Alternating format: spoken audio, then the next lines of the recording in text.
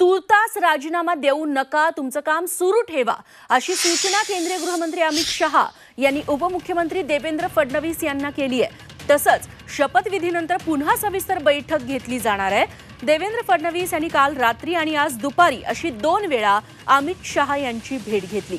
कालची अपूर्ण चर्चा आजच्या दुसऱ्या भेटीत पूर्ण झाली। त्यावेळी अमित शहा यांनी त्यांना या सूचना केल्या। सूत्रांकडून ही माहिती झी24 तासला मिळाली आहे। तेव्हा अमित शहा यांनी फडणवीसांना तुर्तास उपमुख्यमंत्री पदावर कायम राहण्यास सांगितलंय।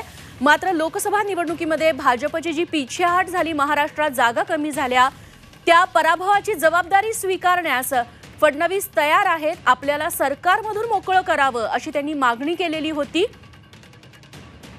थेट जाऊया दिल्लीला। आमचे प्रतिनिधी रामराजे शिंदे आता आपल्यासोबत आहेत।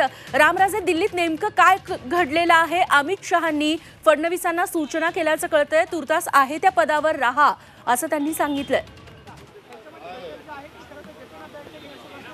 बिलकुल सरकारमधून बाहेर पडण्याचा निर्णय घेतला होता देवेंद्र फडणवीस यांनी आणि ते आपल्या निर्णयावर ठाम पण आहेत।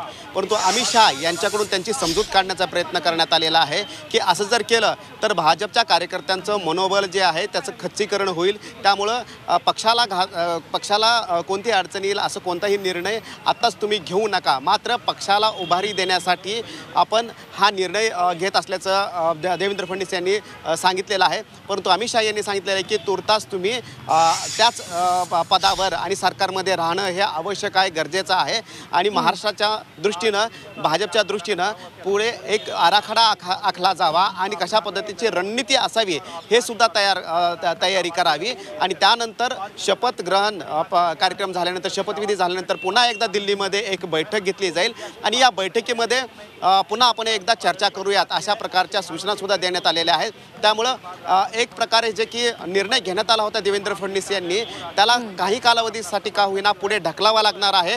कारण गृहमंत्री अमित शहा, पक्षाचे ज्येष्ठ नेते अमित शहा यांनी स्पष्टपणे त्यांना सांगितले की आत्ताच तुम्ही राजीनामा देऊ नका, सरकारमध्ये असणं गरजेचं आहे, त्याचबरोबर संघटनेमध्ये सुद्धा तुम्ही असणं गरजेचं आहे। त्यामुळं राजीनामा देऊन पक्षाचं काम करायची आता सध्या आवश्यकता नाही, कारण त्याचा परिणाम हा वेगळा होऊ शकतो। त्यामुळं समजूत काढण्याचा प्रयत्न करण्यात आलेला आहे। आता पाहावं लागेल की 2 दिवसानंतर आणखीन बैठक होईल, त्यामध्ये नेमकं काय घडामोडी घडतायत।